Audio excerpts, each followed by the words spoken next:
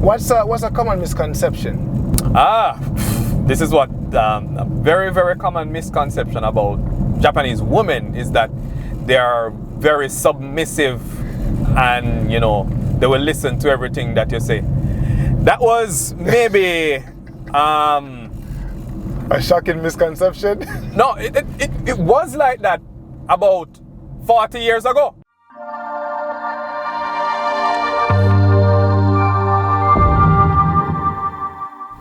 Hey guys, what's up? Welcome to another episode of the Melanated Files. My name is Ranzo and today I'm joined by Dave Collymore. Dave has been living in Japan for over 13 years. So tell me, Dave, why Japan? I don't really have a specific reason, but I used to work when I was in Jamaica, so I'm from Jamaica. Yeah. I used to work at this training company called Hard Trust. NTA? Yes, okay, Hard Trust, NTA. Okay. And it was a tough job, and I was training people from the inner city about how to use computers and about like professionalism in the workplace. So every day I was looking for a new job in the Gleaner. Sounds familiar? Yes. Every day I was looking in the Gleaner for a new job. And I saw this ad that said, work in Japan. Yeah. All you need is a university degree. I said, all right. So that's all? I said, all right. And it was always not really a dream, but I always wanted to work in a first world country just to see what it would be like. Yeah. And to put on my resume when I go back to Jamaica that I've worked in a first world country. See me have that kind of experience. Okay. So that was something I wanted to do. So the plan was to come to Japan, teach English for 1 year, then head back to Jamaica. So what happened? 13 years.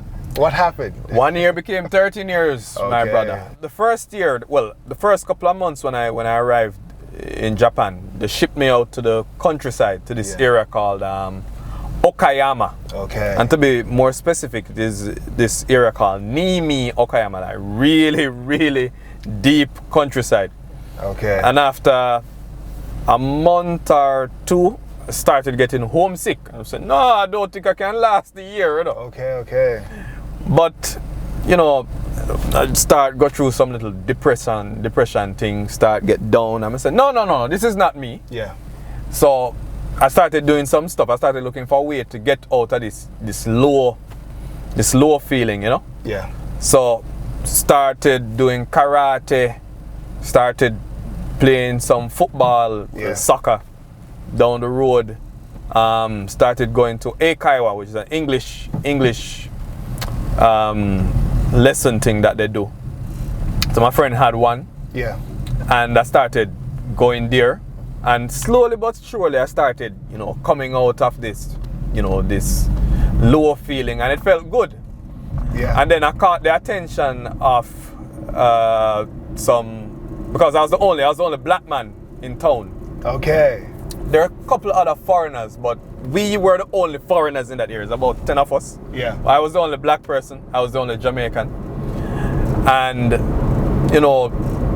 I started going out of this little foreigner crowd because I want to know the people and I want to get out. Anyway, I caught the attention of some movie people. Okay. Not movie, but yeah, it's kind of like a movie. Okay. Like some media company. Media thing it's a local media thing that they have, a channel that they have in the area. And they said, actually another guy, a Canadian guy, was doing it. He's Japanese Canadian, and he started talking about it. And I said, I'm kind of interested in that kind of drama and TV stuff. He said, really? Yeah. All right, he's gonna talk to the city office and see if they could get me on board. Okay. So the city office spoke to my company and they work out something. They said, all right, you're going to be the next person. Wow.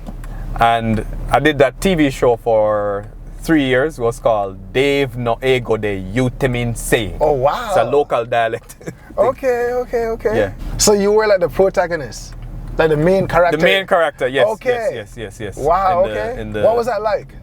It was very interesting. So what happened, because me and you were talking just now, and Japanese people tend to stare at you, especially when you go in the countryside.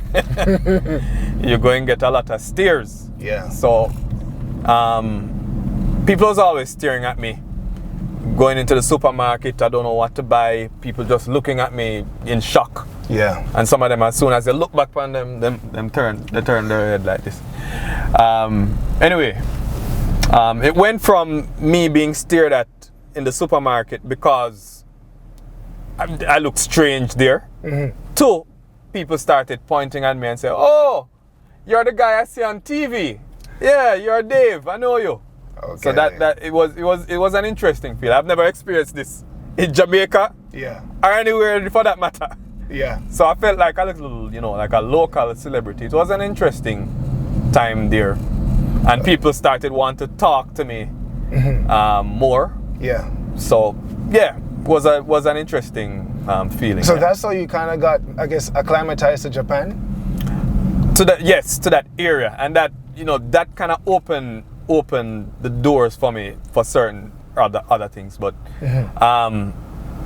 that got me interested in the culture more, and I wanted to kind of see, like, I'm curious to see what else is gonna happen with my life from now on. I still had loans and stuff to pay in Jamaica. Yeah.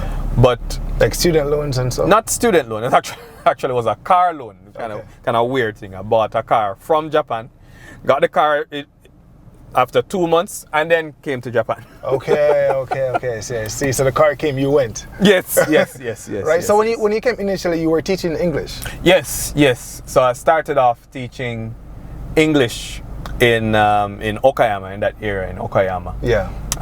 Stayed there for 3 years, and then after a while, I decided, like, you know what? I need a change of scene. I'm going to give up all this TV show thing and everything just to start a new life in at least a little bit bigger city. Okay. So I was eyeing Kobe because I went there a couple of times and it was really nice. I really enjoyed Kobe. So I was trying to get a job there. That didn't work out, and my company had a branch. They still have a branch in Yokohama. Yeah. Decided, you know what? I heard that the branch of my company always asking for people to go to the Yokohama branch. So I asked for a transfer, and they said, "All right, yeah, man, we want you." And I moved to Yokohama. Yeah. And as soon as I moved to Yokohama, I got back in the whole TV thing again. Okay. So a couple of times I've been on maybe all the TV stations that they have in Japan at some point or another. Yeah. But doing just random stuff. For different TV stations. Yeah. So the homesickness that you felt, right, after like a couple months in Japan, was it just immersing yourself in the community that sort of like removed that feeling of homesickness? Yes. After I got, I kind of dived into the whole community and trying to study Japanese and getting to know the people. Yeah. And just try to build an interest in the culture.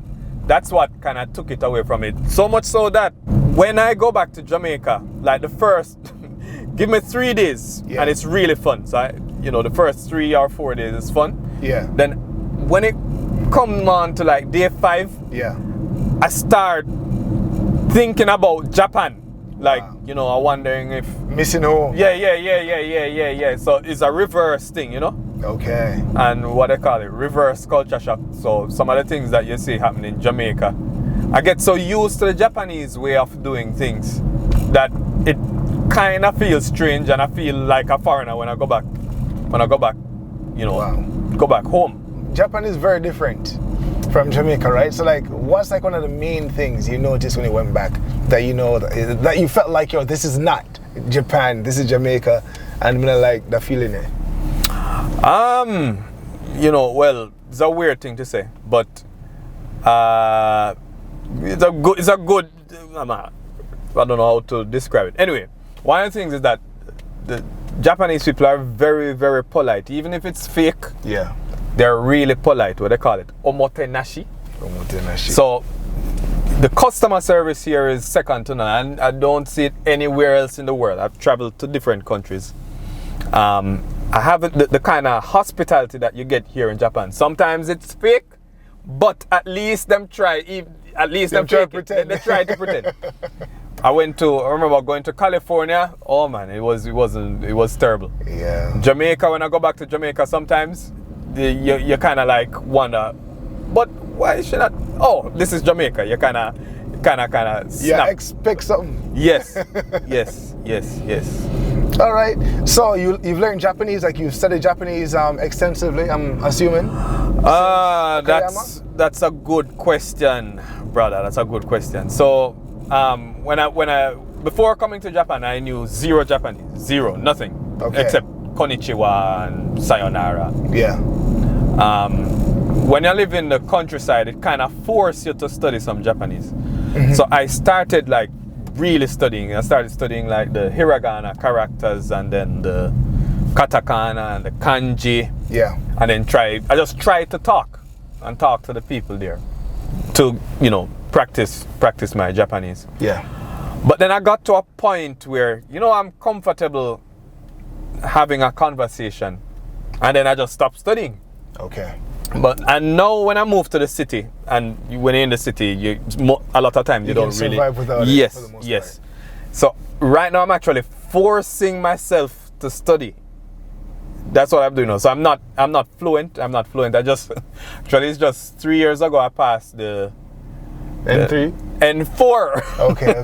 N4. Okay. Right now I'm studying for the N3. So I'm not fluent. I can have a conversation. Yeah.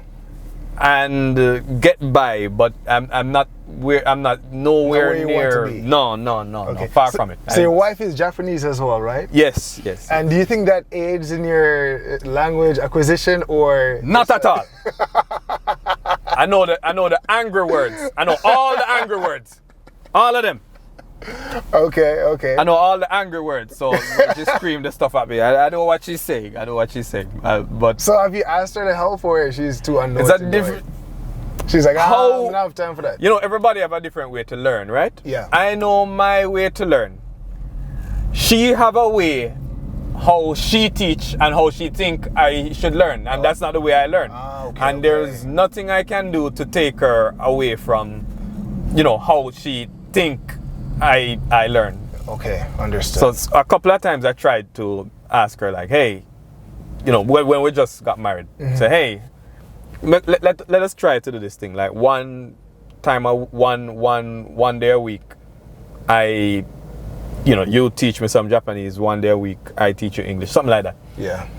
Work for a little while, but then, it just wasn't working out. So we just do like a 50-50 thing with conversation. Okay. So half English, half Japanese kind of thing. So we developed our own dialect, so to speak.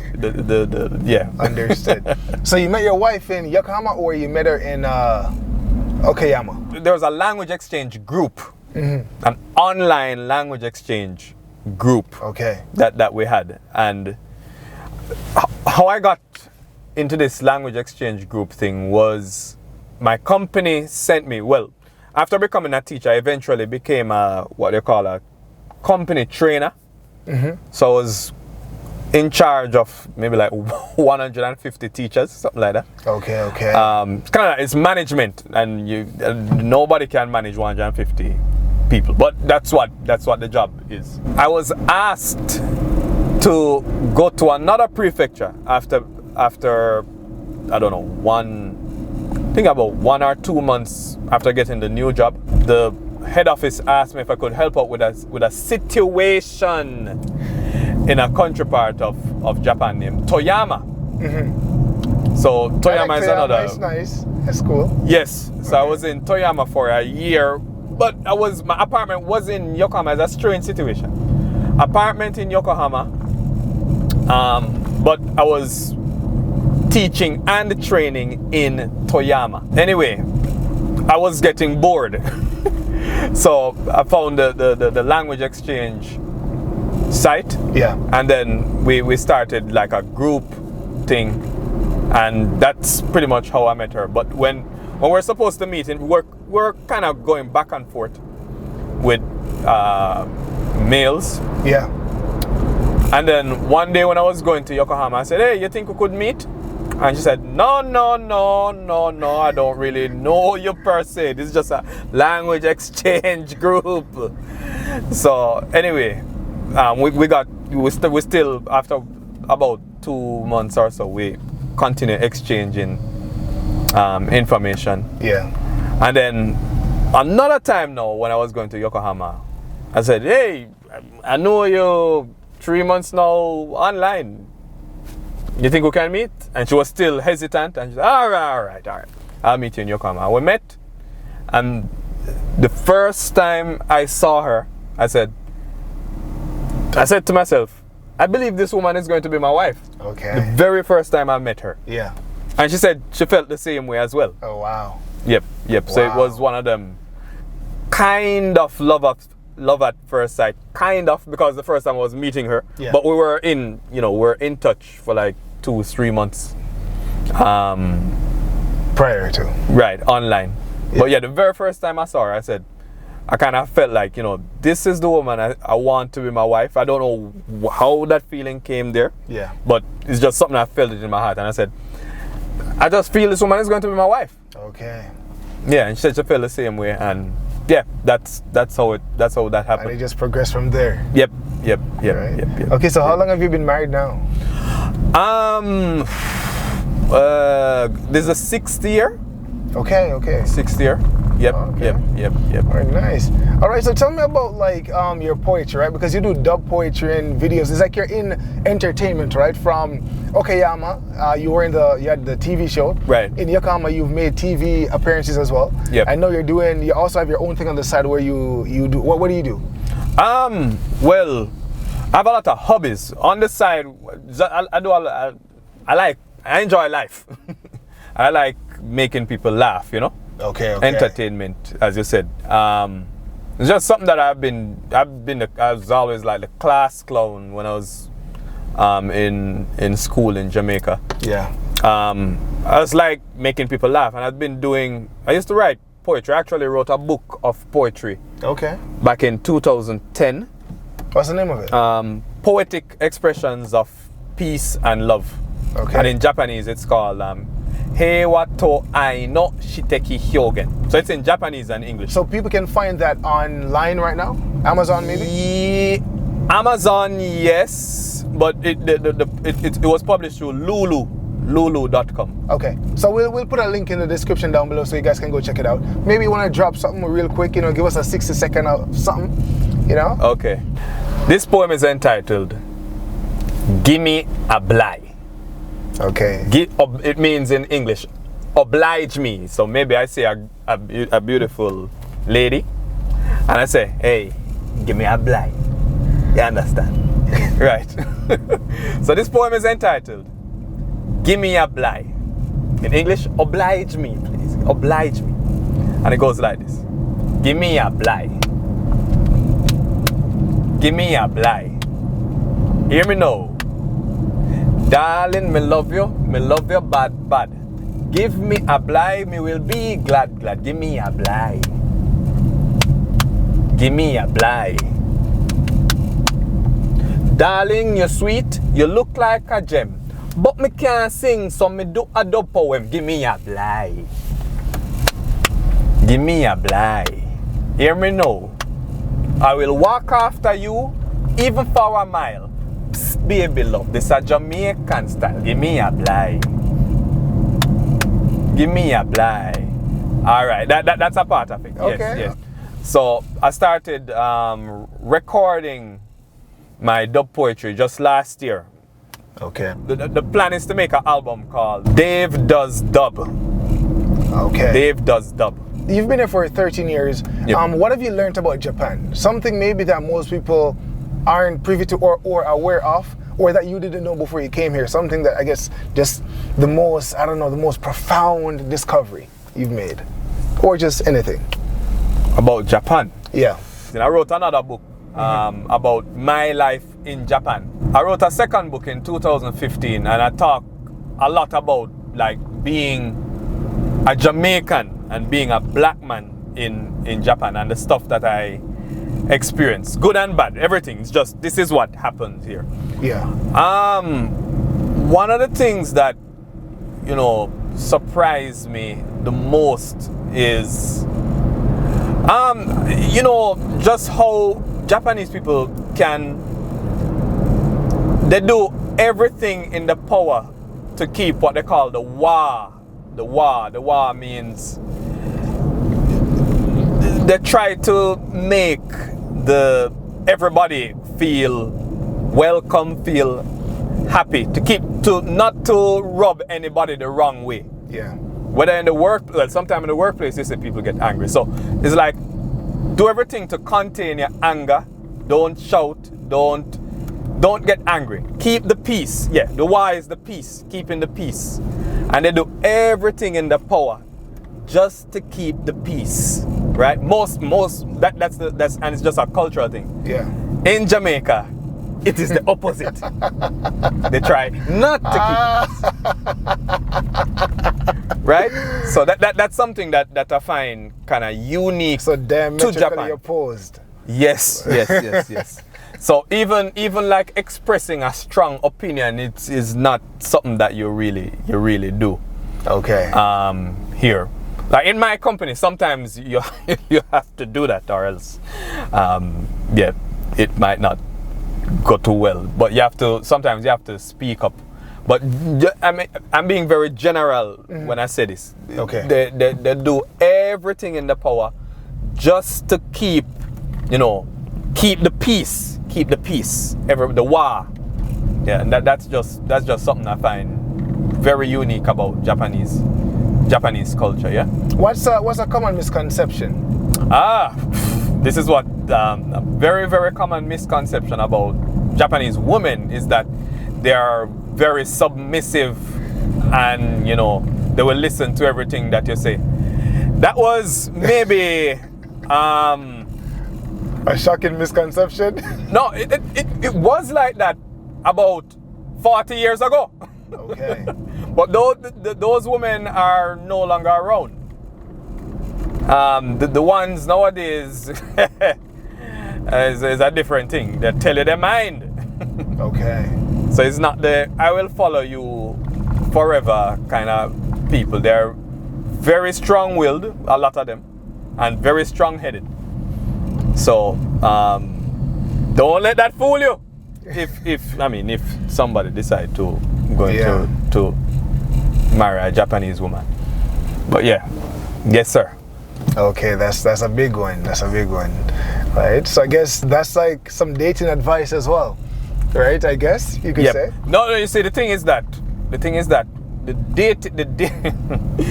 dating part, they might kind of pull you in a little, and somebody will say that's what many many women, not necessarily Japanese women, will do. I don't want to say trick. That's too much of a strong word. So they're more agreeable in the beginning. Yes, okay. You'll get the feeling that yes, this is what I was looking for. Somebody to listen to everything I say, and I am the boss here, and don't question anything I say. When I say this, you do it. It is not the case. It might start off like that, but one of my friends, he said he was dating his now wife for 3 years. Mm-hmm. And she would just listen to everything that he said. She would follow him, she would listen to him, and just walk with him day by day, and kind and nice, and everything is fine. Yeah. And he said the day of the wedding was the first time she actually said back something to him. On the day of the wedding, they had a disagreement, and that was the very first time she actually disagreed with him about something. Oh, wow. And then from then forth, wow, he hardly has any say in anything. Okay. Wow.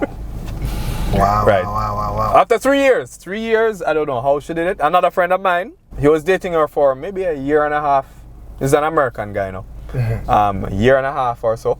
And they would go to the movie theater all of that because he loved movies, and he's well, like me too. He's always going to movies with his wife and stuff. She always following to the movies. When they get married, he was saying, "Hey, let's go to the movies," and she said, "Actually, I don't like movies, you know." What? Yeah. So wow. She said, "No, I just find movies hard to, they're too long." She prefer the Japanese stuff, you know, Japanese TV. The stuff are always changing on the TV. I don't know if you watch TV, but the Japanese TV, but the things are always changing. So when they're eating dinner and stuff, it's good to have the Japanese. She thinks that it's good to have like the Japanese TV stuff playing, because it's always changing, the topic is always changing. So she find it difficult to like focus on, you know, concentrate on this one movie that's going on for how long. So she prefer when the Japanese TV is going on and it's always changing, topic is always changing, and she just can't concentrate on a movie going on for an hour and a half. So she don't like movies. But before they got married, she followed him to the movies. Wow. That's just how it is. So, not putting out any warning or anything like that. So, well, what advice would you give someone then? Like things to look out for, or questions maybe that they should ask during the dating phase to try to get the truth? It's a good question, and there's another kind of advertising push there. I'm actually planning to. Me and my wife are actually planning to write a book. I don't know when we're going to finish. I don't know when I'm going to start. The idea is there, but we're planning to do something like that. But anyway, just kind of get things cleared. Like, hey, these are the stuff that I love. Are you interested in these things as well? Try to get those answers from early out, and you know, learn the person's interest, like real interest, what they're interested in, kind of thing, before you go in. Because when you go in, you know, that's it. Yeah.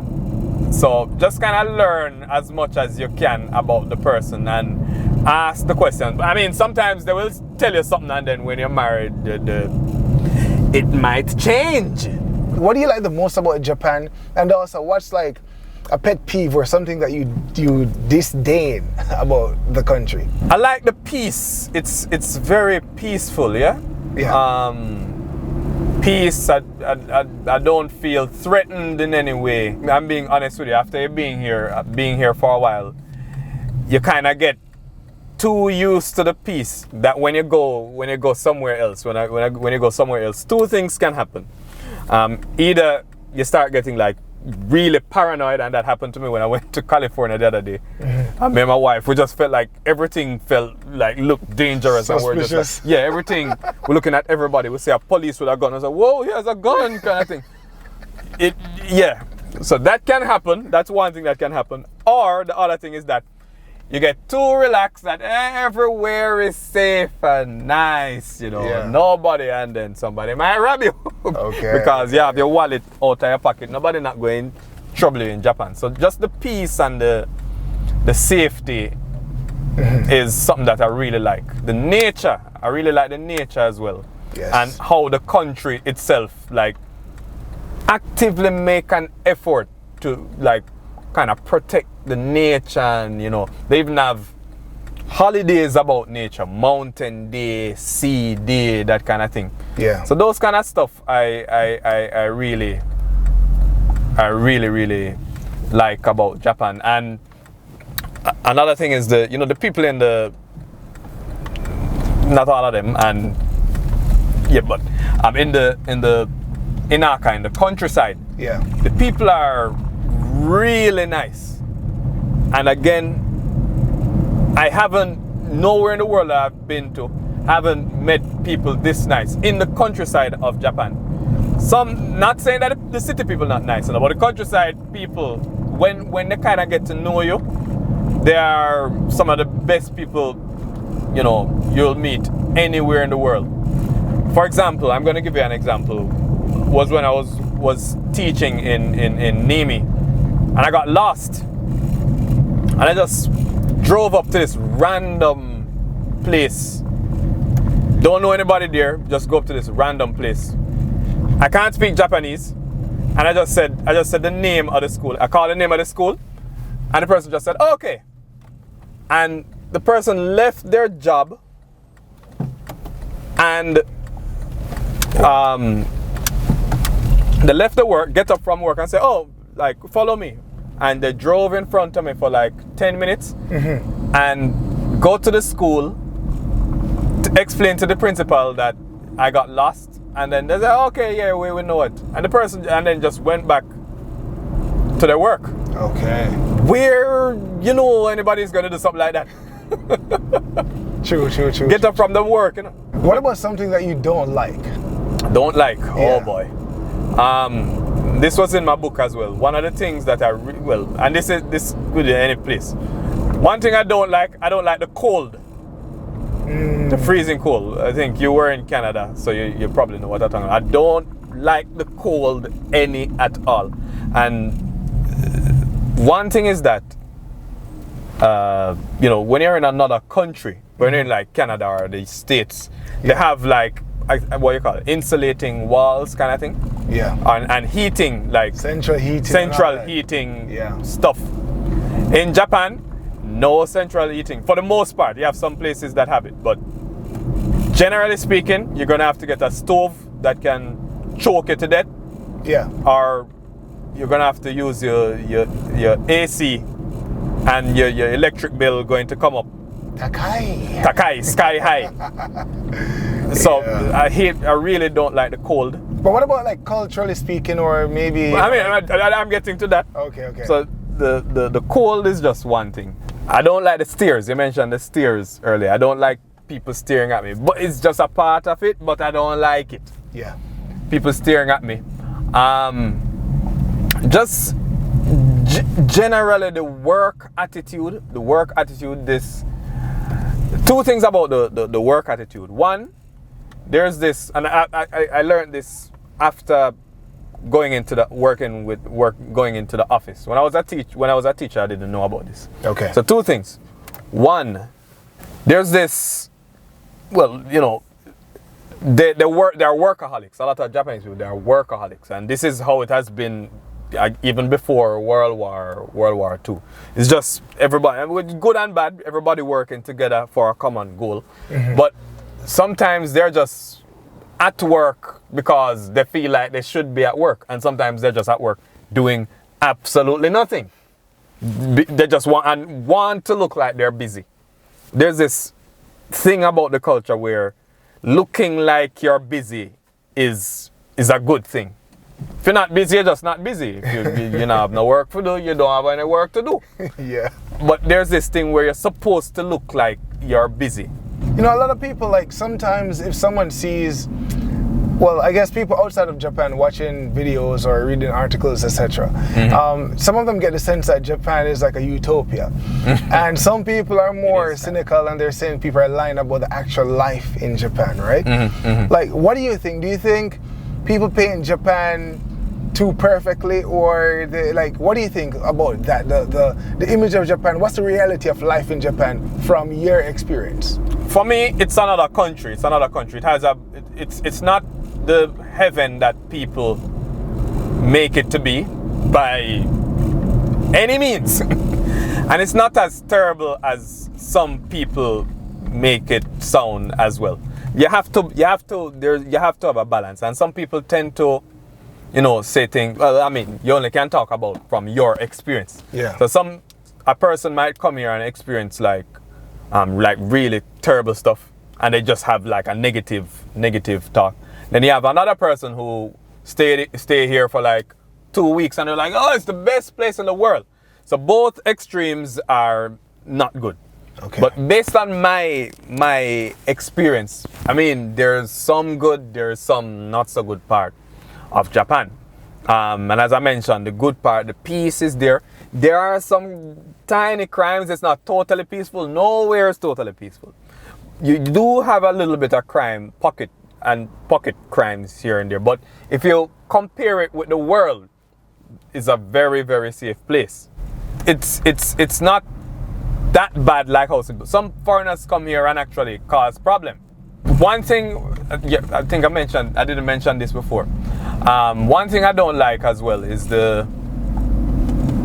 you're trying to rent somewhere. To be honest, I didn't experience this, but I've heard like too many people mention it. You're trying to rent somewhere, and just because you have a foreign name, they don't want to rent the apartment to you. Yeah, I've tried to rent places where they told me no foreigners allowed. Right. And so that's because some foreigner 10 years ago was making noise in the apartment, and they just said all foreigners do like that. So that kind of generalization thing, it's difficult to change the mindset. That's just how they are. You think you'll live here for the rest of your life? Very, very, very good question there, sir.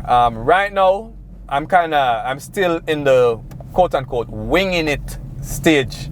I should have been out of that stage a long time ago, but I'm not opposed to living here.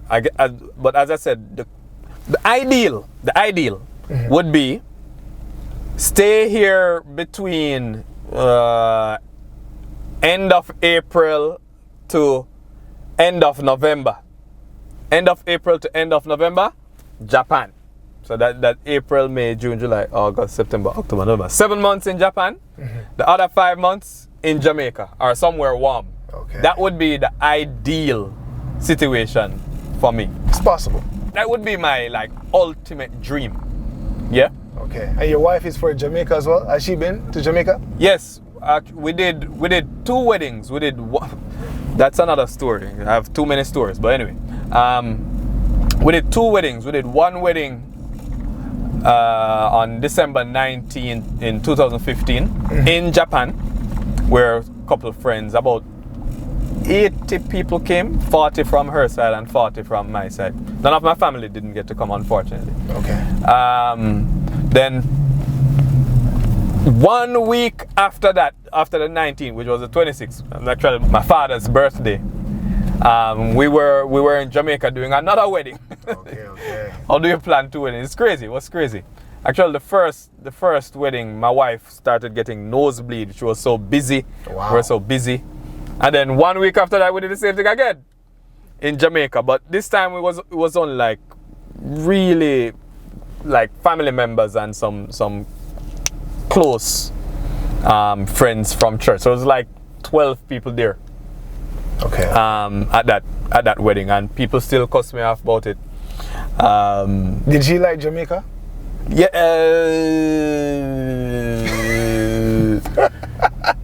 There are, just like we in Japan, there are parts of it that she really, really like. I don't want to go here. There are parts of it that she really like. There are parts of it that she really detests. Okay.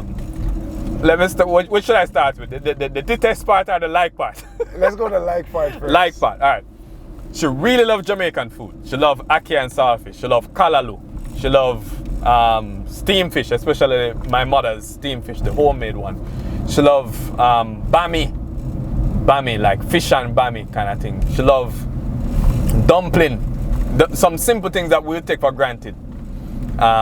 Both fried dumpling and boiled dumpling. She loves them. Okay. Jerk chicken. But jerk chicken, actually, she like it, but not like how, we Jamaican, jerk chicken is almost like a religion in Jamaica. Jerk chicken, jerk pork, if people eat pork. She loves like the fish and the bami, the ackee and saltfish, that kind of stuff. She really loves the food. She like how Jamaican people have, kind of free-minded. Mm-hmm. We're kind of, we just free. We just think freely. Japan tend to follow. Very rigid. Yeah. This is the way how things are done and there is no other way.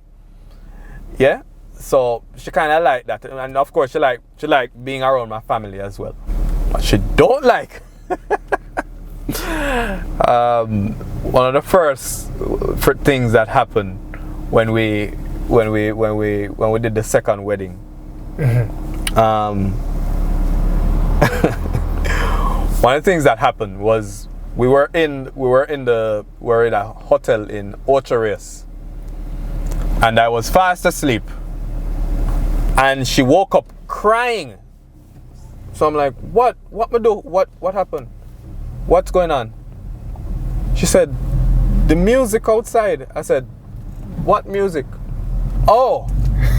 So there was a party, one of them big parties going on in Ocho Rios, and the room was shaking. Actually, yeah, you know, big boxes. I was right next to where we were. I didn't notice it. I didn't notice it.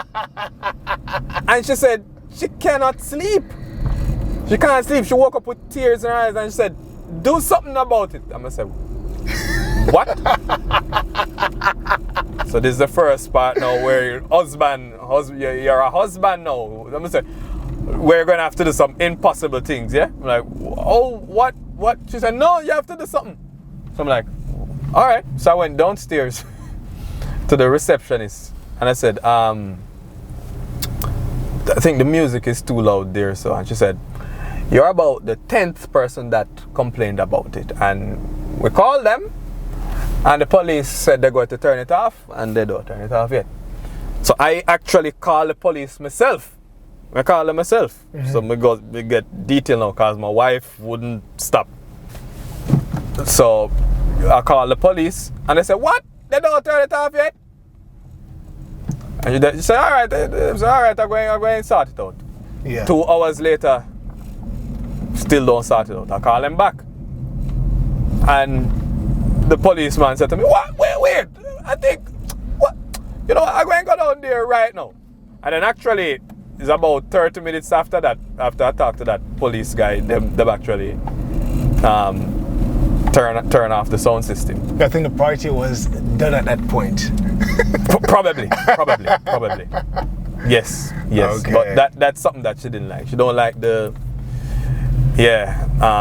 loud music, the noise, you know, that kind of stuff. You know, Japan is quiet, and some people would say boring, but I've been to my Japanese friends' houses, right? Yeah. And when the TV is on, you can barely hear the TV, and she's like, "Oh, you gotta turn it down." I'm like, how do you hear this thing? Right? So they value like quiet. Man, yeah. Wow. Yeah. So, and even when she come to my house, and I live in Portmore, Waterford. Okay. They always playing music behind us. Said, Dave, the music too loud. I know it's Saturday morning, everybody turn up. There's like a competition with who can play the loudest music. I have to go to them one by one and tell them, hey, can you just turn down the music kind of thing. It's uncomfortable, but that's one of the things that is that the only thing that you don't like? What else is there? Yes. So there's another thing that happened. So we went back 2-3 years ago. Well, my father died. We went to his funeral. Wow. And we're coming back from the funeral, and there was some construction going on the road. Right? So there was just traffic everywhere, and it was a Friday evening. Traffic everywhere. So if anybody used to Kingston traffic, the coaster bus them overtaking everybody. My wife saw this happening and like crazy taxi man going around the entire traffic, and she was in shock. She was like, "Isn't that illegal?" And then the driver looked on her and started laughing. So that kind of like nonsensical, you know, kind of crazy driving thing. Yeah. She can't deal with it. And that's a part of Jamaican. That's Jamaican culture, especially in the Kingston area. You see that on every visit. Everywhere. Time you go. Crazy like... drive, the taxi man, the coaster bus. She said she just couldn't deal with that. She liked the free thinking, but she don't like the kind of mentality, you know? Yeah. Even the customer service. We went to a restaurant and somebody would just come and just like throw down the thing. On the table kind of thing, and she's like, what is this? How they behave like this? So that kind of, you know, that kind of thing. And she also got the thing with the stairs, because some kids were actually staring at her as well, so she could get the first hand experience of what that felt like, you know. Yeah. And what did she say when she went? Nah, she just like, whatever. She didn't care. Did you explain it to her that you faced that in Japan? Yeah, man. Yeah. She know because there's this weird thing that happened, and I realized this, and I don't know if many people realize this. Like anytime I'm walking with my wife, it is a strange phenomenon in Japan to see like a black man walking with a, Asian lady. It's not something that they say every day. Mm-hmm. It happens, but it's not something that you say every day. So they don't stare at me at that time. They look at her. Okay. And it's not a good look. The Japanese people with the passive aggressive. It's almost like, this lady crazy kind of look. That's the look on their faces. Like they take like a one look at me, and they give my wife like this dirty stare. Okay. Yeah, and I've seen it several times. If me and her walk out of the house now, it's the same. You're going to have some people doing that. So has that gotten less? Nope. And I don't think that's going to change anytime soon. Anywhere we walk, even in our community, the people know us, so that's fine. But as soon as you walk for like 5 minutes outside our community, you'll see people start like, looking. And as I said, they don't concentrate on me. They're looking at her. Okay. It's kind of a weird thing, but yeah. And it doesn't bother me, but yeah, it's just one of them things. So like, for instance, with your relationship, right? Like, so, like, what else? Is there anything else that you guys face in Japan, apart from like stares and sometimes? You mean as a couple, like me and my wife? Yeah, as a couple, yeah.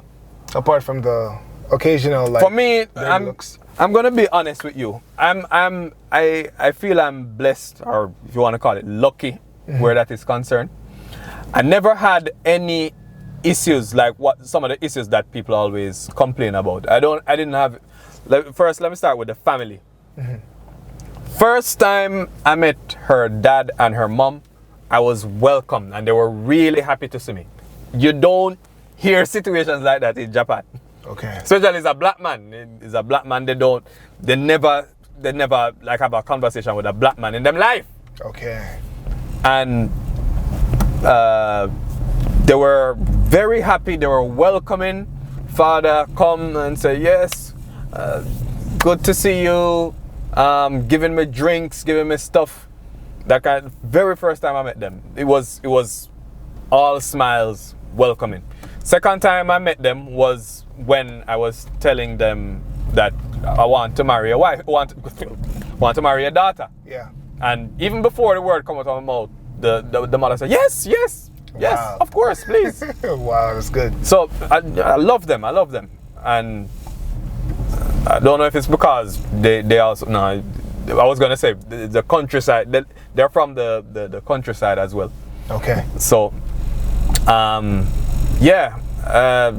that was big blessing for me. I didn't have any kind of issue with the whole parents and that kind of stuff. Okay. I have a picture with him wearing a Jamaican shirt. Never go there yet. Yeah. Okay. So that's the family part. Another thing that we got really lucky with was the house. I hear people trying to get house in Japan, and it has been it was a problem. Mine was just also on a whim. I saw this ad on the it's always ad. I saw this ad in the train one day, and I said, you know what, let me try this house thing, and I show my wife, and she said, nah, let's not think about house now. That can stay later. And then she actually ended up started, searching, even though she said she's not going to pay it any mind. She started searching, and by the end of that week, we're on the road looking at houses. Mm-hmm.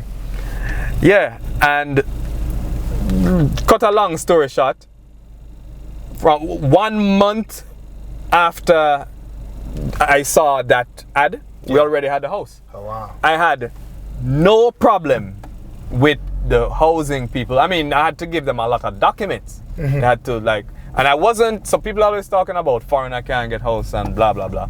I wasn't. Usually they check out everything, right? They check out if you're a permanent resident. Yeah. I was not a permanent resident.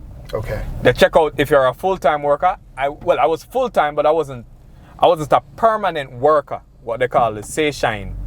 So that's something that they always check. If you're a seishine, like a permanent worker, and if you're a permanent resident in Japan. I was neither. I was on contract, and I was on a normal work visa.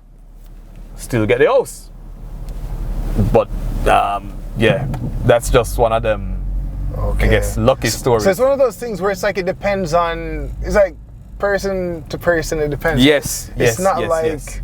It's not, you can't like go and generalize and say this is how it is. So I tend to stay away from like that whole. I'm not that kind of person that generalize anything. There's always, you know, I mean, there are some things that are general, yes, but there's always a way where there is something different.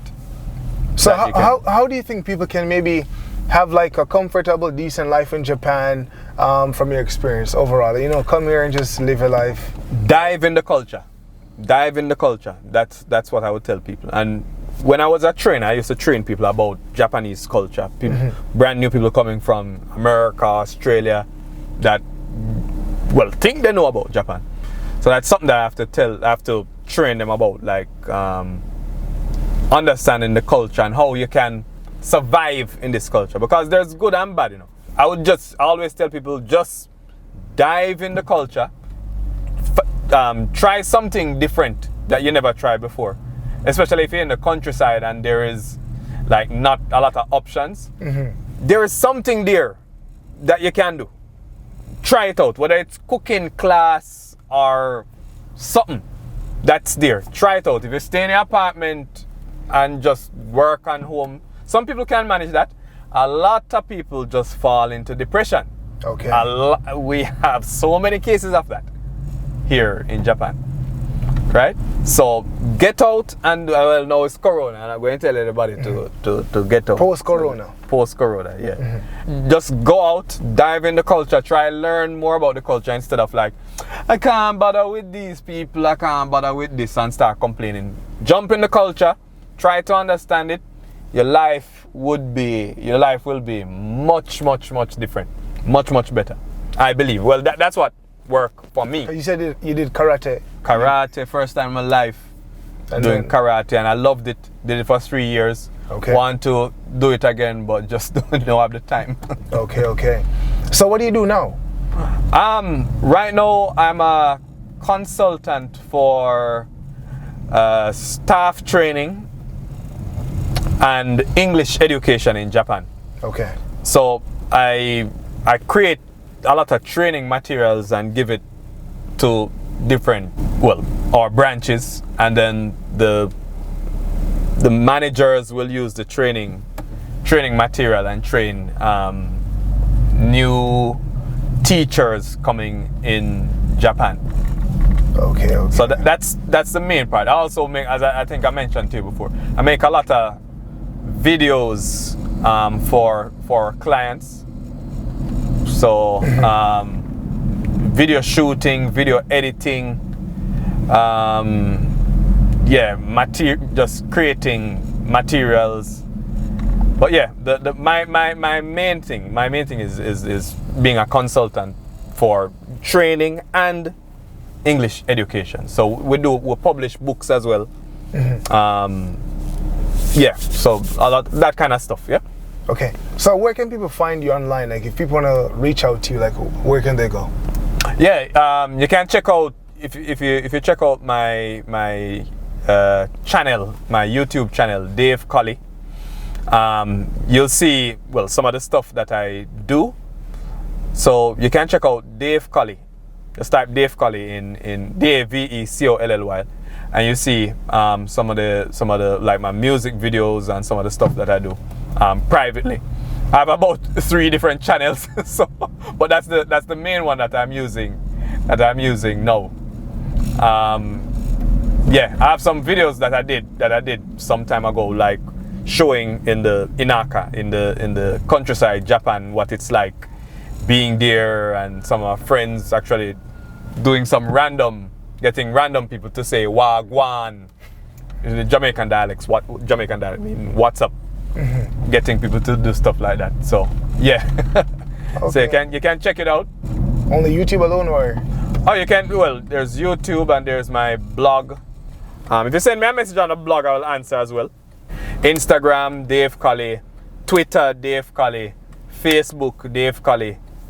YouTube, Dave Collie. Everywhere Dave Collie. Everywhere Dave Collie. I'm a part of this group in Japan. Not sure if you're familiar with it. It's called the Jamaicans in Japan Association. So we try to we're in connection with the Jamaican embassy here. So we have events and we have a bunch of stuff. Everything right now is online because of the corona situation.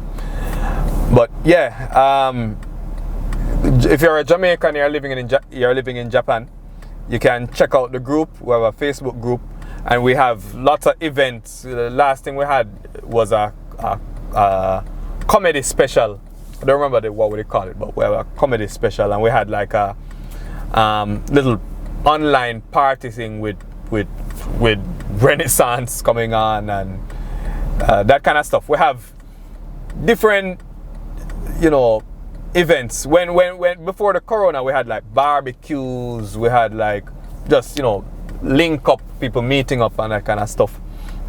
So you can check out the Jamaicans in Japan Association webpage as well for more details. We're always having something coming up to keep people entertained and safe and sane and that kind of stuff. Yeah. If you're in Japan, or even if you're not in Japan, just set some life goals. Set some life goals. Set some stuff that you want to achieve in your life. Don't just I mentioned that I was winging it, but I do have a career, and it that's gonna go on, that I can stay with until retirement. But set some goals for your life, and work on them one by one and try to achieve them. Like what I did. This is just my life. What I did. 2010, I was going through a little bit of depression kind of thing. And I started reading a book about how to develop yourself more, self-development, and how to have some meaning in life kind of thing. And that book helped me. It helped me. I put 5 things. I wrote down 5 things I wanted to achieve. And I prayed about it. I pray. The 5 things I put on the paper was, I wanted to write a book. I wanted to get married. I want to buy a house. I want to have some kind of, side business. And I don't remember the other one. But 5 things. And I wrote it on a paper and I put it in the ceiling.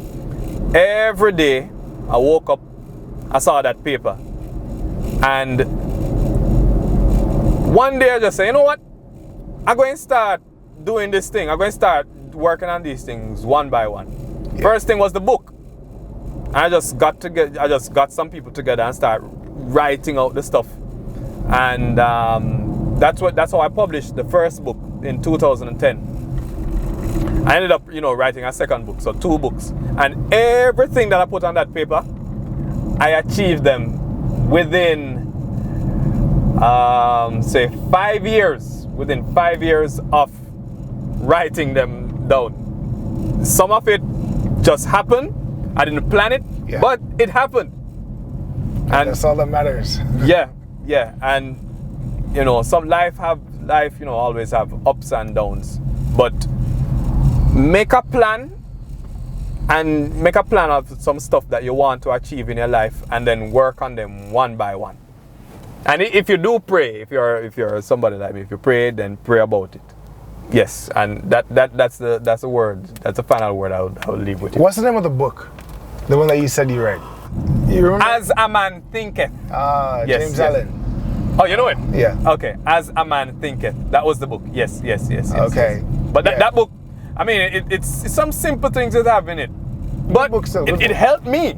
It helped me. It really helped me in 2010 to just kind of like wake up out of my slumber, so to speak. There are a couple, like in my life, there have been about 2 or 3 times when I had to when I got like a wake up call, like a big wake up, like, hey, you need to get up now.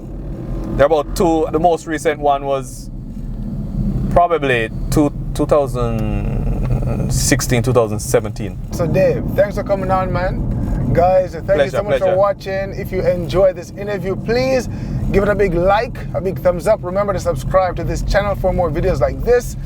Until next time, thanks for watching. Bye for now.